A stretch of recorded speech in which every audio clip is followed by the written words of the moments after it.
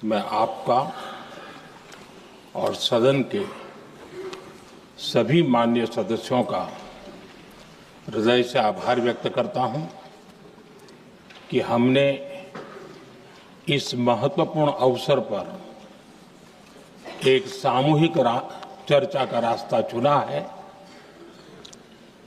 जिस मंत्र ने, जिस जयघोष ने देश की आजादी के आंदोलन को ऊर्जा दी थी, प्रेरणा दी थी, त्याग और तपस्या का मार्ग दिखाया था, उस वंदे मातरम का पुण्य स्मरण करना इस सदन में हम सबका ये बहुत बड़ा सौभाग्य है। और हमारे लिए गर्व की बात है कि वंदे मातरम के 150 वर्ष निमित्त इस ऐतिहासिक अवसर के हम साक्षी बन रहे हैं।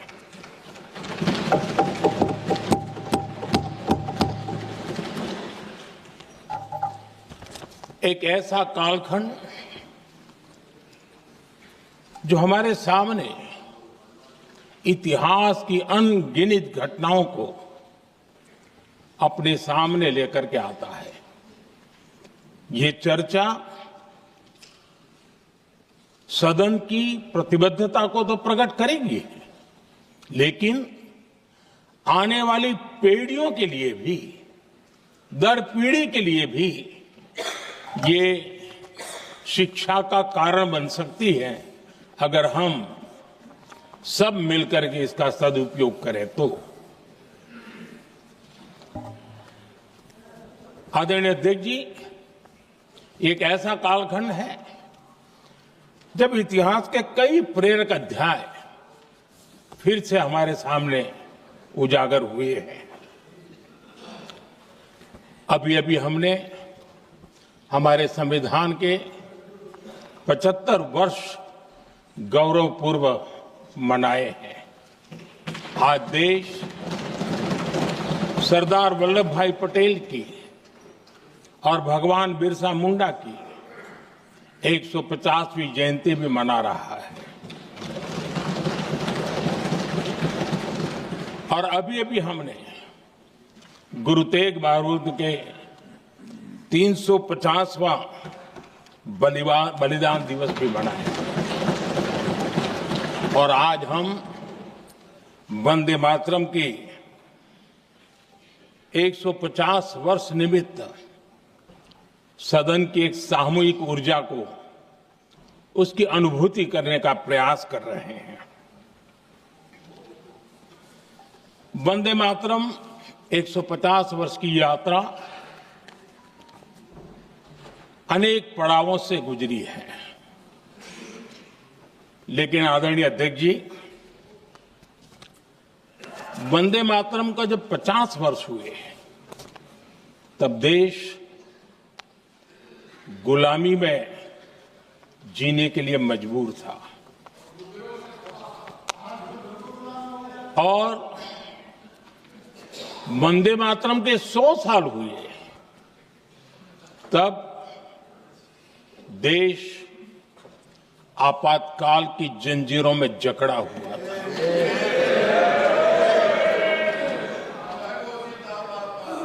जब वंदे मातरम 100 साल के अत्यंत उत्तम पर्व था, तब भारत के संविधान का गला घोंट दिया गया था। जब वंदे मातरम 100 साल का हुआ, तब देशभक्ति के लिए जीने मरने वाले लोगों को जेल के सलाखों के पीछे बंद कर दिया गया था। जिस वंदे मातरम के गीत ने देश को आजादी की ऊर्जा दी थी, उसके जब 100 साल हुए तो दुर्भाग्य से एक काला कालखंड हमारे इतिहास में उजागर हो गया। हम लोकतंत्र के गिरोह में थे।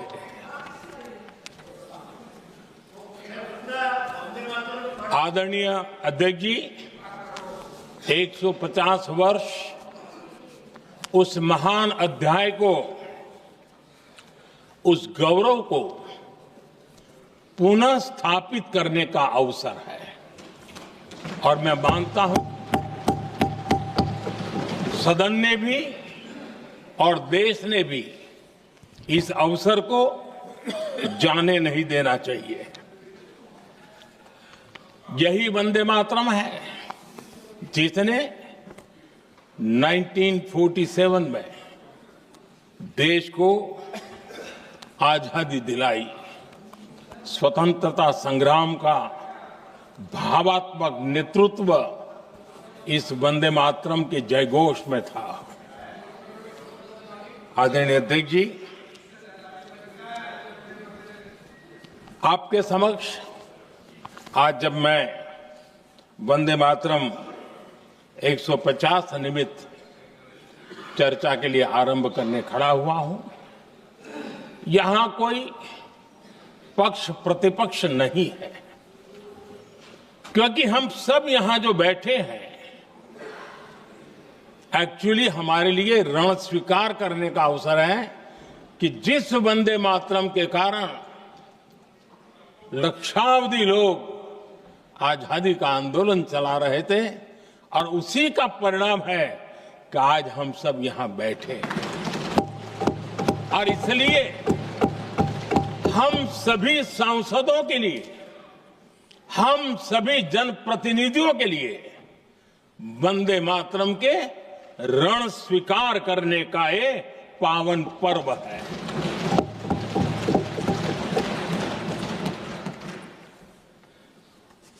और इससे हम प्रेरणा लेकर के वंदे मातरम की जिस भावना ने देश की आजादी का जंग लड़ा, उत्तर दक्षिण पूर्व पश्चिम पूरा देश एक स्वर से वंदे मातरम बोल के आगे बढ़ा। फिर से एक बार अवसर है, आओ हम सब मिल के चले, देश को साथ लेके चले। आजादी के दीवानों ने जो सपने देखे थे उन सपनों को पूरा करने के लिए वंदे मातरम 150 हम सबकी प्रेरणा बने, हम सबकी ऊर्जा बने और देश आत्मनिर्भर बने। 2047 में विकसित भारत बना करके हम रहे, इस संकल्प को दोहराने के लिए ये वंदे मातरम हमारे लिए एक बहुत बड़ा अवसर है। आदरणीय अध्यक्ष जी, दादा तबीयत तो ठीक है ना? नहीं, कभी कभी इस उम्र में हो जाता है। आदरणीय अध्यक्ष जी, वंदे मातरम की इस यात्रा की शुरुआत बंकिम चंद्र जी ने 1875 में की थी और गीत ऐसे समय लिखा गया था जब 1857 के स्वातंत्र संग्राम के बाद अंग्रेज सल्तनत बौखलाई हुई थी, भारत पर भांति भांति के दबाव डाल रही थी, भांति भांति के जुल्म कर रही थी और भारत के लोगों को मजबूर किया जा रहा था अंग्रेजों के द्वारा। और उस समय उनका जो राष्ट्रीय गीत था, गॉड सेव द क्वीन, इसको भारत में घर घर पहुंचाने का एक षड्यंत्र चल रहा था। ऐसे समय बंकिम दा ने चुनौती दी और ईंट का जवाब पत्थर से दिया और उसमें से वंदे मातरम का जन्म हुआ।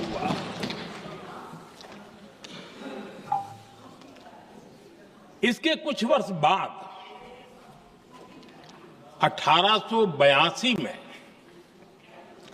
जब उन्होंने आनंद मठ लिखा तो इस गीत का उसमें समावेश किया गया। आदरणीय अध्यक्ष जी, वंदे मातरम ने उस विचार को पुनर्जीवित किया था जो हजारों वर्ष से भारत की रग रग में रचा बसा था।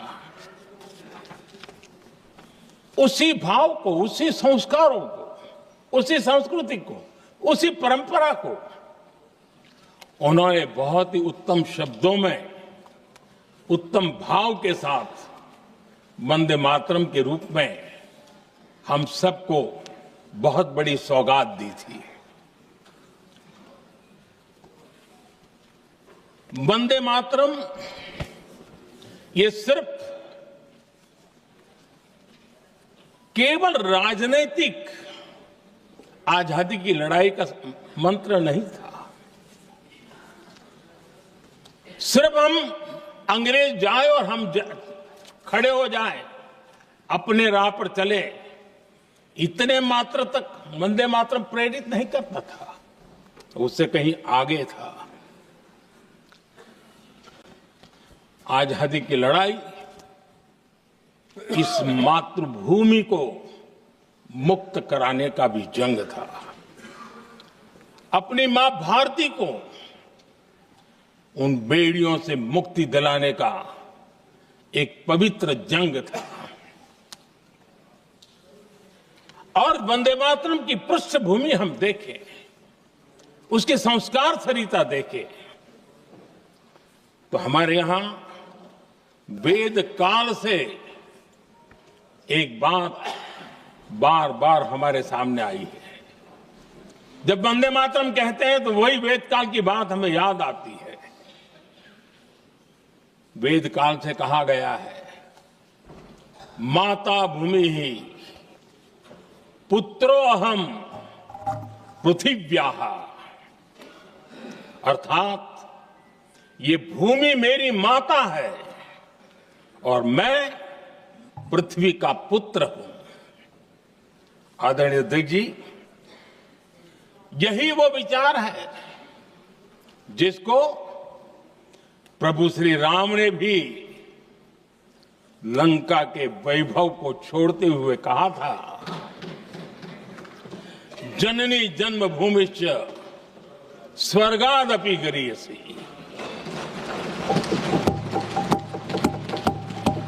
वंदे मातरम यही महान सांस्कृतिक परंपरा का एक आधुनिक अवतार है। आदरणीय अध्यक्ष जी, बंकिम दा ने जब वंदे मातरम की रचना की तो स्वाभाविक ही वो स्वतंत्रता आंदोलन का स्वर बन गया।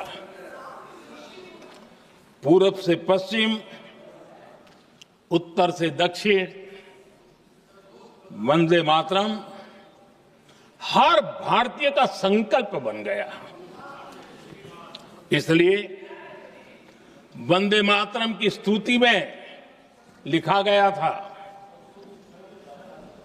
मातृभूमि स्वतंत्रता की वेदिका पर मदोमय, मातृभूमि स्वतंत्रता की वेदिका पर मोदमय, स्वार्थ का बलिदान है यह शब्द है वंदे मातरम। है सजीवन मंत्र भी यह विश्व विजयी मंत्र भी, शक्ति का आह्वान है यह शब्द वंदे मातरम।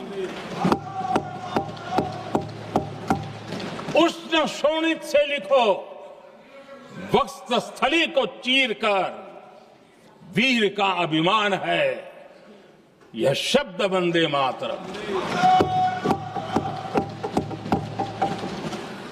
आदरणीय अध्यक्ष जी, कुछ दिन पूर्व जब वंदे मातरम 150 का आरंभ हो रहा था तो मैंने उस आयोजन में कहा था,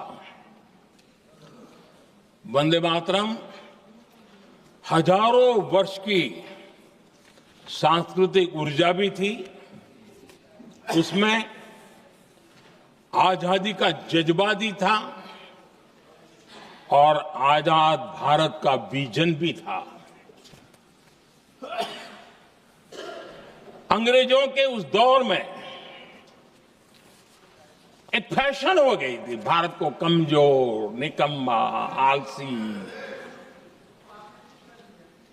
कर्महीन, इस प्रकार भारत को जितना नीचा दिखा सके ऐसी एक फैशन बन गई थी। और उसमें हमारे यहां भी जिन्होंने तैयार किए थे वो लोग भी वही भाषा बोलते थे। तब बंकिम दा ने उस हीन भावना को भी झकझोरने के लिए और सामर्थ्य का परिचय कराने के लिए वंदे मातरम के भारत के सामर्थ्यशाली स्वरूप को प्रकट करते हुए आपने लिखा था, तम ही दुर्गा दश प्रहरण धारिणी, कमला कमल दल विहारिणी, वाणी विद्या दायिनी, नमामि त्वाम नमामि कमलाम, अमलाम अतुलाम, सुजलाम सुफलाम, मातरम वंदे मातरम।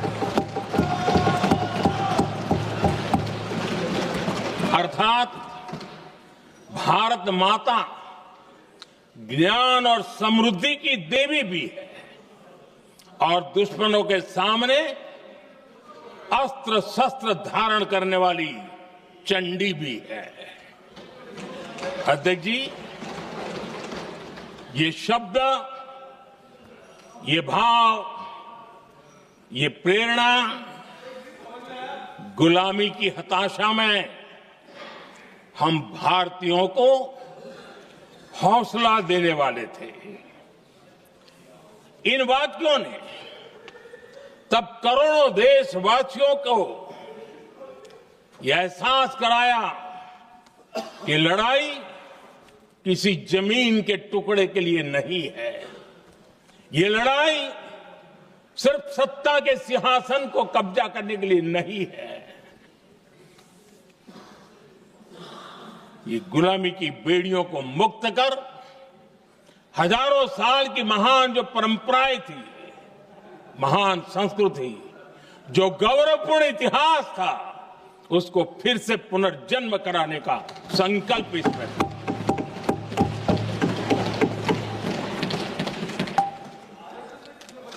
आदरणीय अध्यक्ष जी,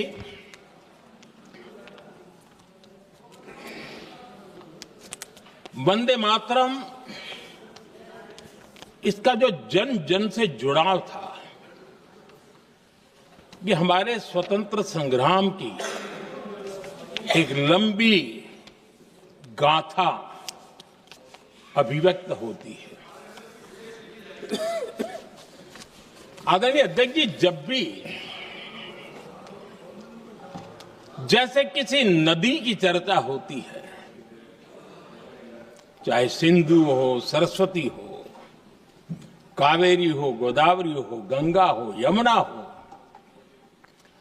उस नदी के साथ एक सांस्कृतिक धारा प्रवाह, एक विकास यात्रा का धारा प्रवाह, एक जन जीवन की यात्रा का प्रवाह उसके साथ जुड़ जाता है। लेकिन क्या कभी किसी ने सोचा है कि आजादी जंग के हर पड़ाव, वो पूरी यात्रा वंदे मातरम की भावनाओं से गुजरता था, उसके तट पर पल्लवित होता था। ऐसा भाव काव्य शायद दुनिया में कहीं उपलब्ध नहीं होगा। आदरणीय अध्यक्ष जी,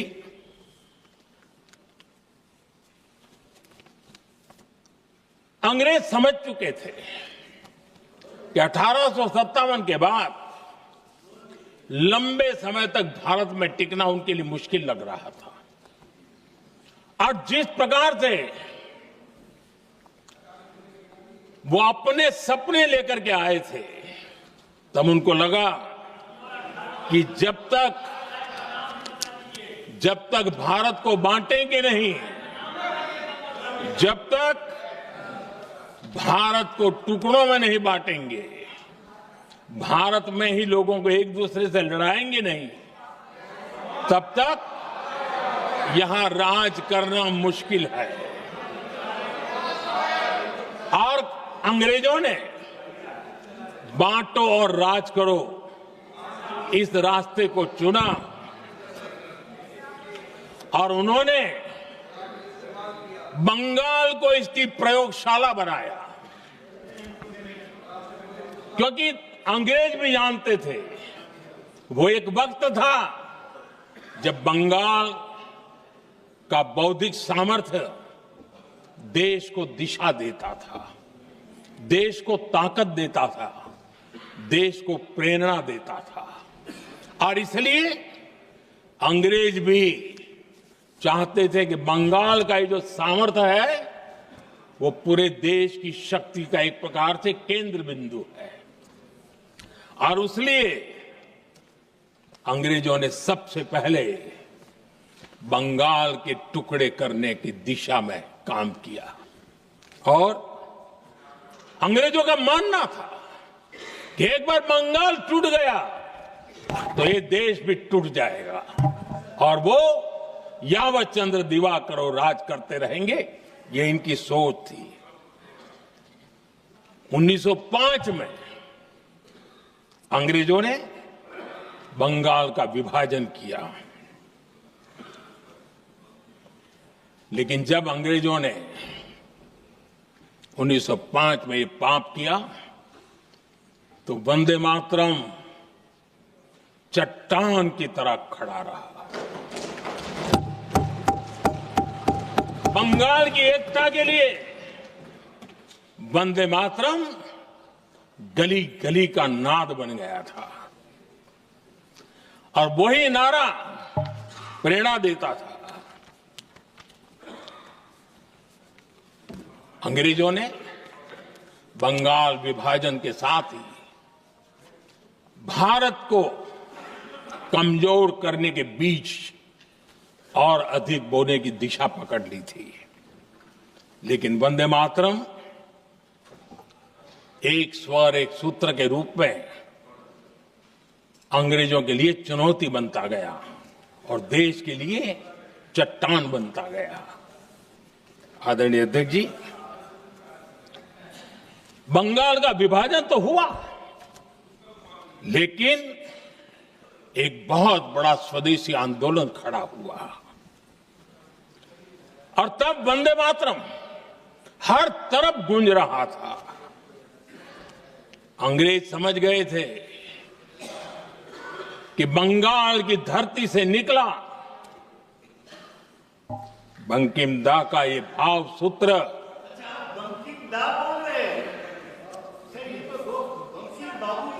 बंकिम बाबू बोले। अच्छा, thank you thank you thank you thank you thank you, आपकी भावनाओं के लिए मैं आदर करता हूं। बंकिम बाबू ने थैंक यू दादा, थैंक यू। हाँ, आपको तो दादा कह सकता हूं ना, वरना उसमें भी आपको इतराज हो जाएगा। बंकिम बाबू ने ये जो भाव विश्व तैयार किया था, उनके भाव गीत के द्वारा उन्होंने अंग्रेजों को हिला दिया और अंग्रेजों ने देखिए कितनी कमजोरी होगी और इस गीत की ताकत कितनी होगी। अंग्रेजों ने उसको कानूनी रूप से प्रतिबंध लगाने के लिए मजबूर होना पड़ा था। गाने पर सजा, छापने पर सजा, इतना ही नहीं वंदे मातरम शब्द बोलने पर भी सजा, इतने कठोर कानून लागू कर दिए गए थे। हमारे देश की आजादी के आंदोलन में सैकड़ों महिलाओं ने नेतृत्व किया, लक्षावधि महिलाओं ने योगदान दिया। एक घटना का मैं जिक्र करना चाहता हूं। 22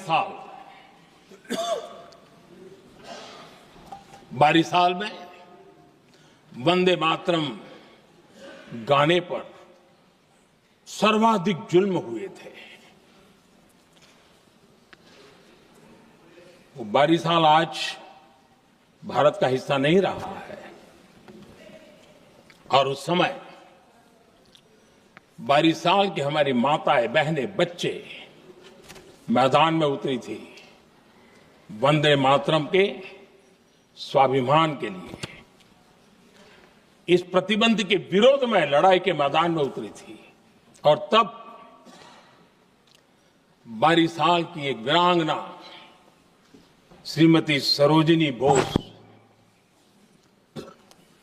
जिन्होंने उस जमाने में वहां की भावना को देखिए और उन्होंने कहा था कि वंदे मातरम जो प्रतिबंध लगा है, जब तक ये प्रतिबंध नहीं हटता है मैं अपनी चूड़ियां जो पहनती हूं निकाल दोगी। भारत में वो एक जमाना था, चूड़ी निकालना यानी महिला के जीवन की बहुत बड़ी घटना हुआ करती, लेकिन उनके लिए वंदे मातरम की वो भावना थी। उन्होंने अपनी सोने की चूड़ियां, जब तक वंदे मातरम प्रतिबंध नहीं हटेगा मैं दोबारा नहीं धारण करूंगी, ऐसा बड़ा व्रत ले लिया था। हमारे देश के बालक भी पीछे नहीं रहे थे। उनको कोड़े की सजा होती थी, छोटी छोटी उम्र में उनको जेल में बंद कर दिया जाता। और उन दिनों खास करके बंगाल की गलियों में लगातार वंदे मातरम के लिए प्रभात फेरियां निकलती थी। अंग्रेजों के नाको दम कर दिया था। और उस समय गीत गूंजता था बंगाल में, जाए जाबे जीवोनो चोले, जाए जाबे जीवोनो चोले, जोगो तो माजे तोमार काजे वंदे मातरम बोले। अर्थात हे मां, संसार में तुम्हारा काम करते और वंदे मातरम कहते जीवन भी चला जाए तो वो जीवन भी धन्य है। ये बंगाल की गलियों में बच्चे कह रहे हैं। ये गीत उन बच्चों की हिम्मत का स्वर था और उन बच्चों की हिम्मत ने देश को हिम्मत दी थी। बंगाल की गलियों से निकली आवाज देश की आवाज बन गई थी।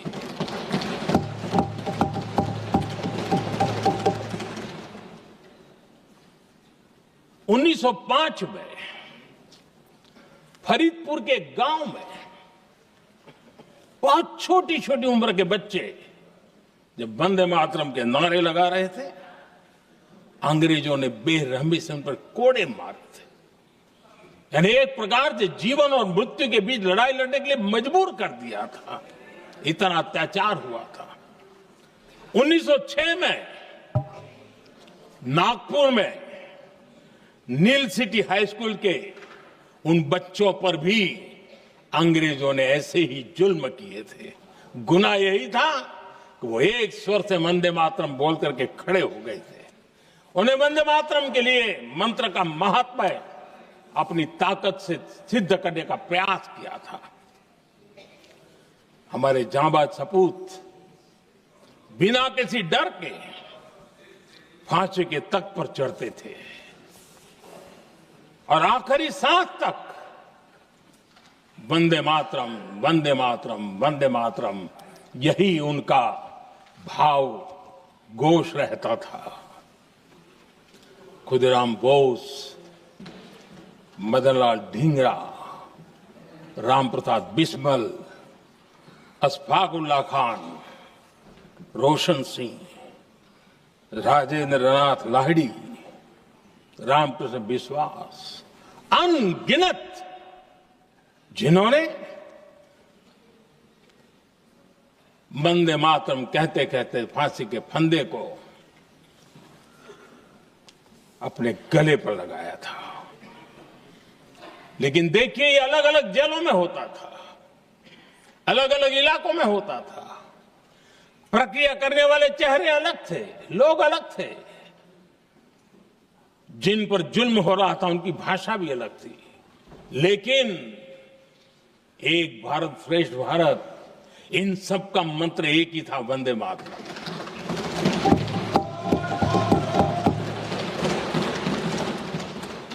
चटगांव की स्वराज क्रांति, जिन युवाओं ने अंग्रेजों को चुनौती दी, वे भी इतिहास के चमकते हुए नाम है। हरगोपाल बाग, पुलिन विकास घोष, त्रिपुर सेन, इन सब ने देश के लिए अपना बलिदान दिया। मास्टर सूर्यसेन को 1934 में जब फांसी दी गई, तब उन्होंने अपने साथियों को एक पत्र लिखा और पत्र में एक ही शब्द की गूंज थी और वो शब्द था वंदे मातरम।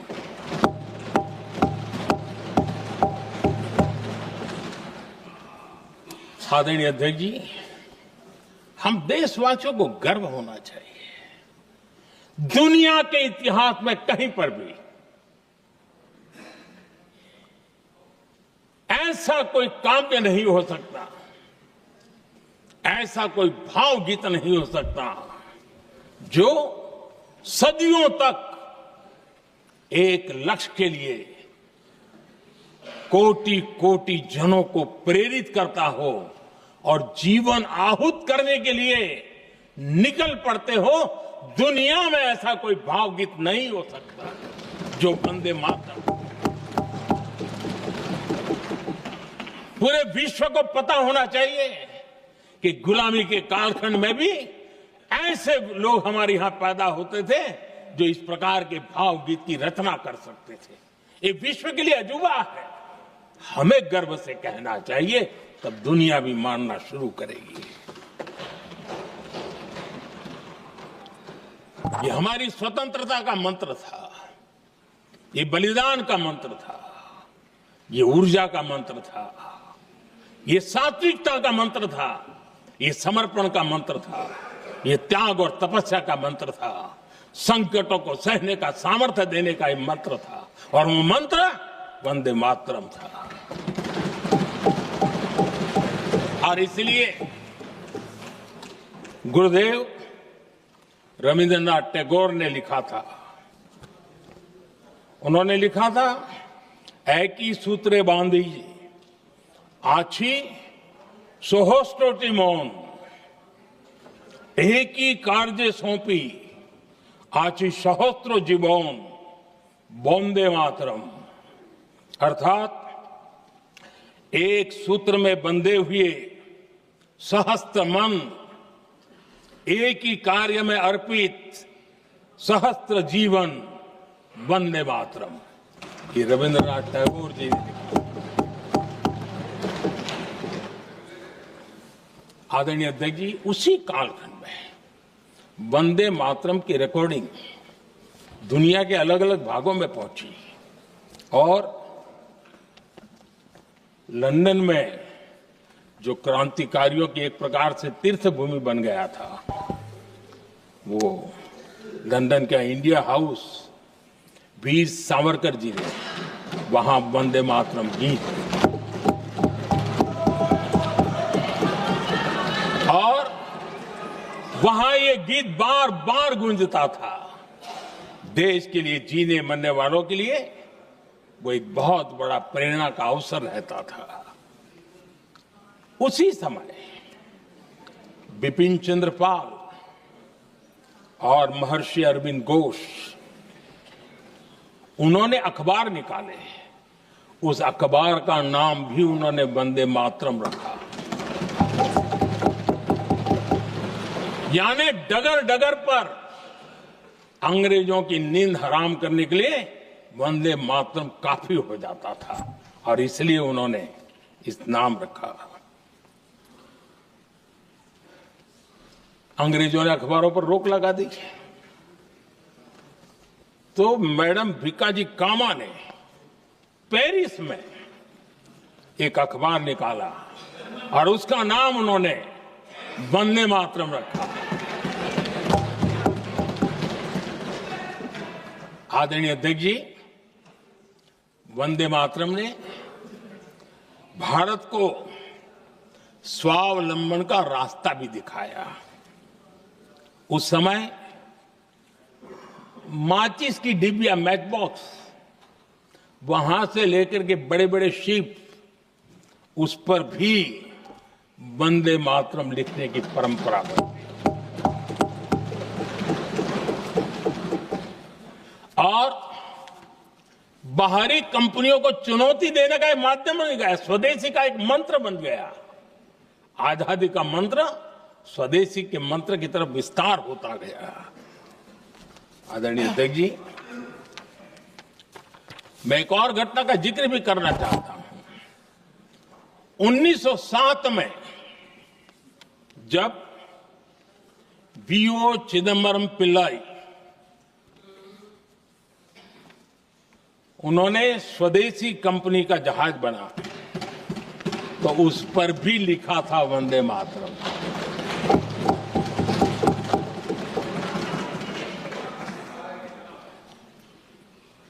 राष्ट्र कवि सुब्रमण्य भारती ने वंदे मातरम को तमिल में अनुवाद किया, स्तुति गीत लिखे। उनके कई तमिल देशभक्ति गीतों में वंदे मातरम की श्रद्धा साफ साफ नजर आती है।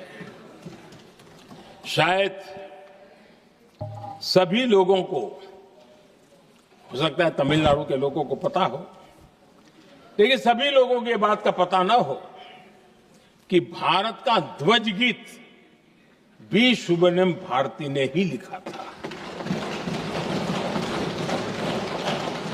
उस ध्वज गीत का वर्णन, जिस पर वंदे मातरम लिखा हुआ था, तमिल में इस ध्वज गीत का शीर्षक था ताइन माणी कोड़ी पारिल,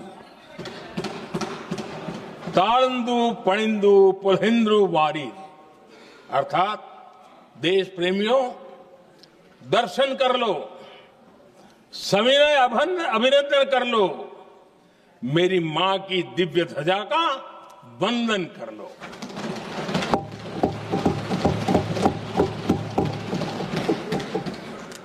आदरणीय अध्यक्ष महोदय, मैं आज इस सदन में वंदे मातरम पर महात्मा गांधी की भावनाएं क्या थी वो भी रखना चाहता हूं। दक्षिण अफ्रीका से प्रकाशित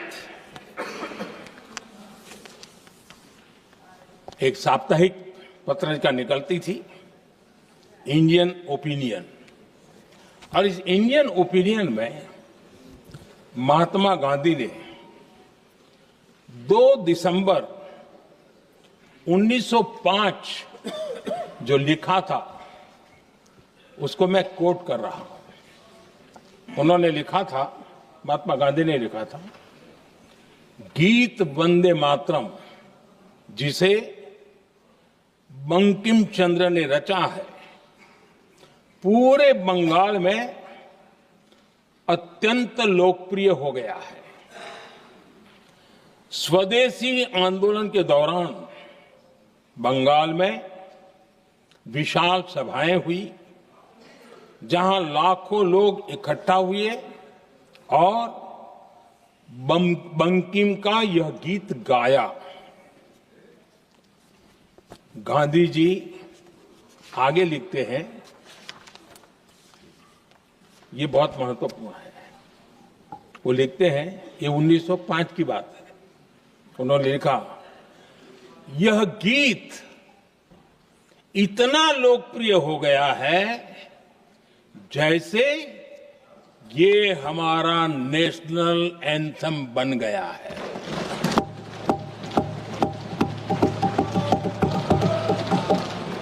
इसकी भावनाएं महान है और यह अन्य राष्ट्रों के गीतों से अधिक मधुर है। इसका एकमात्र उद्देश्य हम में देशभक्ति की भावना जगाना है। यह भारत को मां के रूप में देखता है और उसकी स्तुति करता है। अध्यक्ष जी, जो वंदे मातरम 1905 में महात्मा गांधी को नेशनल एंथम के रूप में दिखता था, देश के हर कोने में, हर व्यक्ति के जीवन में जो भी देश के लिए जीता जानता, देश के लिए जागता था, उन सब के लिए वंदे मातरम की ताकत बहुत बड़ी थी। वंदे मातरम इतना महान था, जिसकी भावना इतनी महान थी, तो फिर पिछली सदी में इसके साथ इतना बड़ा अन्याय क्यों हुआ?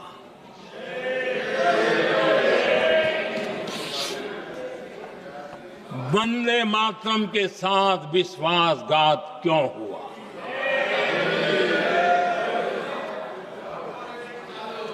ये अन्याय क्यों हुआ? वो कौन सी ताकत थी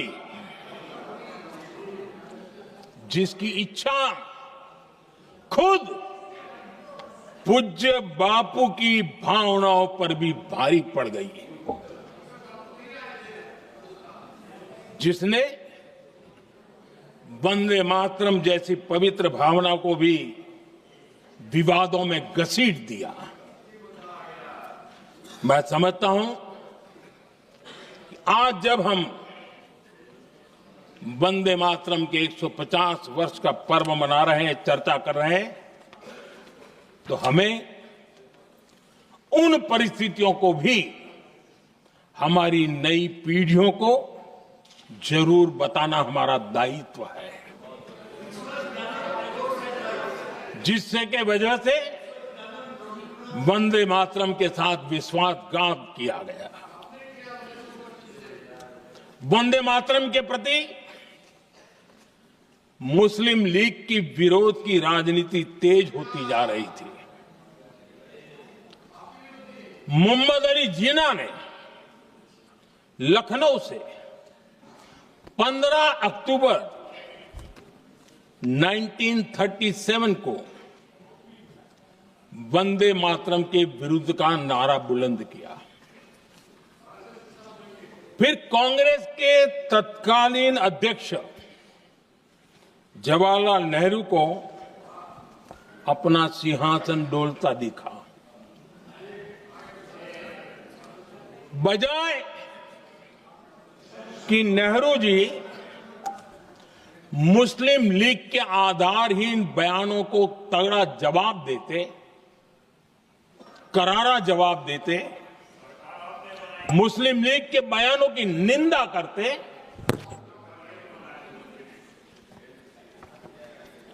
और वंदे मातरम के प्रति खुद की भी और कांग्रेस पार्टी की भी निष्ठा को प्रकट करते हैं। लेकिन उल्टा हुआ। वो ऐसा क्यों कर रहे, वो तो पूछा ही नहीं, न जाना, लेकिन उन्होंने वंदे मातरम की ही पड़ताल शुरू कर दी। जिन्ना के विरोध के 5 दिन बाद ही 20 अक्टूबर को नेहरू जी ने नेताजी सुभाष बाबू को चिट्ठी लिखी। उस चिट्ठी में जिन्ना की भावना से नेहरू जी अपनी सहमति जताते हुए कि वंदे मातरम की, ये जो उन्होंने सुभाष बाबू को लिखा है, वंदे मातरम की आनंद मठ वाली पृष्ठभूमि मुसलमानों को इरिटेट कर सकती है। मैं नेहरू जी का कोट पढ़ता हूं। नेहरू जी कहते हैं, मैंने वंदे मातरम गीत का बैकग्राउंड पढ़ा है। नेहरू जी फिर लिखते हैं, मुझे लगता है कि ये जो बैकग्राउंड है, इससे मुस्लिम भड़केंगे। साथियों, इसके बाद कांग्रेस की तरफ से बयान आया कि 26 अक्टूबर से कांग्रेस कार्य समिति की एक बैठक कोलकाता में होगी, जिसमें वंदे मातरम के उपयोग की समीक्षा की जाएगी। बंकिम बाबू का बंगाल, बंकिम बाबू का कोलकाता, और उसको चुना गया और वहां पर समीक्षा करना तय किया। पूरा देश हतप्रभ था, पूरा देश हैरान था। पूरे देश में देशभक्तों ने इस प्रस्ताव के विरोध में देश के कोने कोने में प्रभात फेरियां निकाली, वंदे मातरम गीत गाया। लेकिन देश का दुर्भाग्य कि 26 अक्टूबर को कांग्रेस ने वंदे मातरम पर समझौता कर लिया।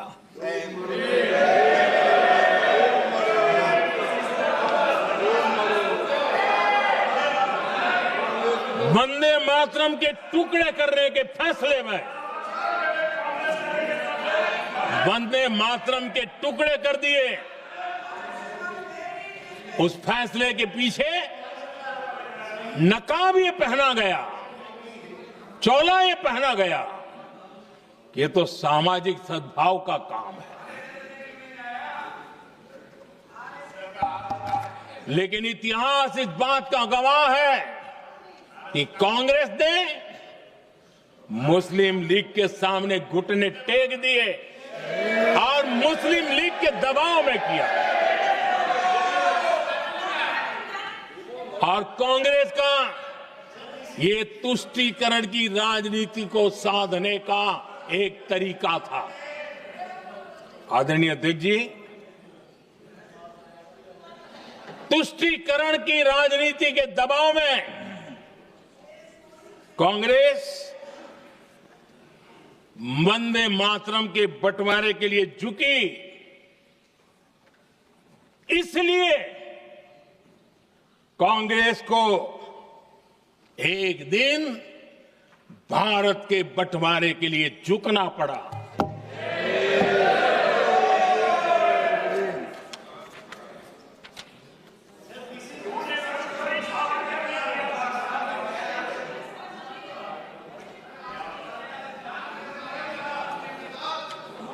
मुझे लगता है कांग्रेस ने आउटसोर्स कर दिया है।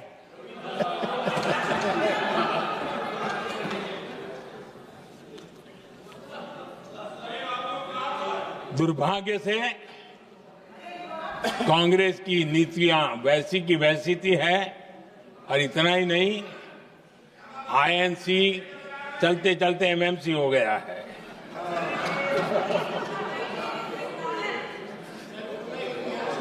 आज भी कांग्रेस और उसके साथी और जिन जिन के नाम साथ कांग्रेस जुड़ा हुआ है, सब वंदे मातरम पर विवाद खड़ा करने की कोशिश करते हैं। आदरणीय अध्यक्ष महोदय, किसी भी राष्ट्र का चरित्र, उसकी जीवटता, उसके अच्छे कालखंड से ज्यादा जब चुनौतियों का कालखंड होता है, जब संकटों का कालखंड होता है, तब प्रकट होती है, उजागर होती है और सत्य अर्थ में कसौटी से कसी जाती है। जब कसौटी का काल आता है, तब ही ये सिद्ध होता है कि हम कितने दृढ़ हैं, कितने सशक्त हैं, कितने सामर्थ्यवान हैं। 1947 में देश आजाद होने के बाद देश की चुनौतियां बदली, देश की प्राथमिकताएं बदली, लेकिन देश का चरित्र, देश की जीवटता वही रही, वही प्रेरणा मिलती रही। भारत पर जब जब संकट आए, देश हर बार वंदे मातरम की भावना के साथ आगे बढ़ा।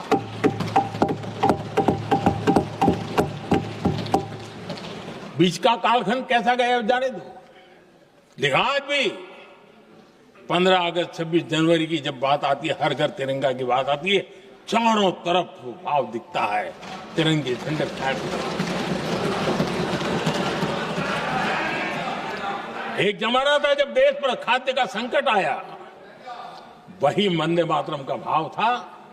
मेरे देश के किसानों ने अंदर के भंडार भर दिए और इसके पीछे भाव वही है, वंदे मातरम। जब देश की आजादी को कुचलने की कोशिश हुई, संविधान के पीठ पे छुरा भोंक दिया गया, आपातकाल थोप दिया गया, यही वंदे मातरम की ताकत थी कि देश खड़ा हुआ और प्रयास करके रहा।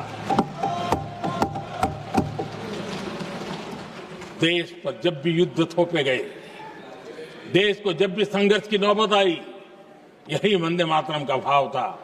देश का जवान सीमाओं पर अड़ गया और मां भारती का झंडा फहराता रहा, विजय श्री प्राप्त कर।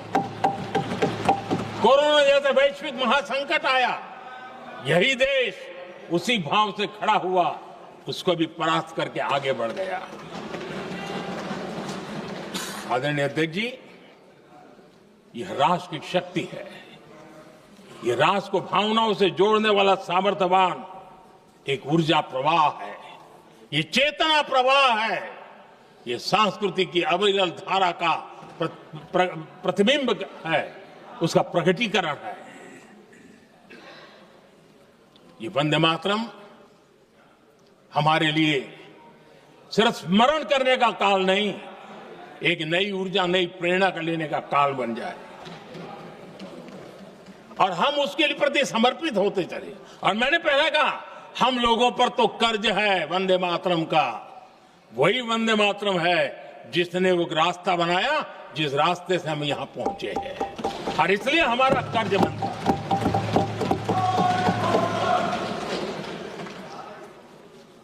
भारत हर चुनौतियों को पार करने में सामर्थ्य है।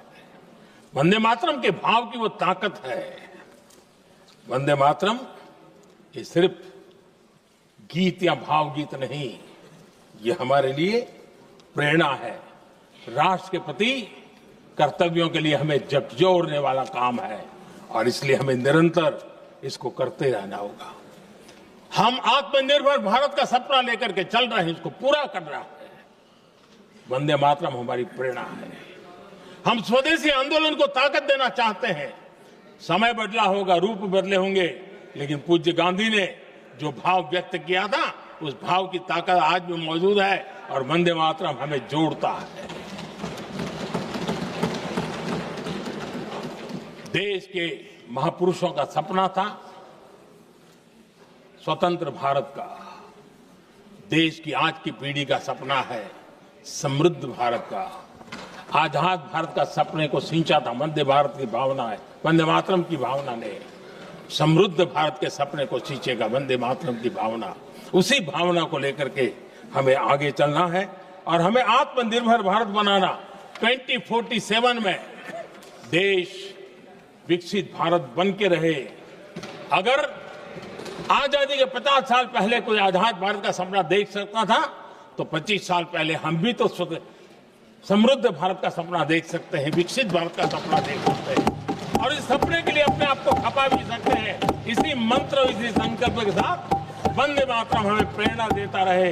वंदे मातरम का हम ऋण स्वीकार करें, वंदे मातरम की भावना को लेकर के चले, देशवासियों को साथ लेकर के चले, हम सब मिलकर के चले, इस सपने को पूरा करें। इसी एक भाव के साथ ये चर्चा का आज आरंभ हो रहा है।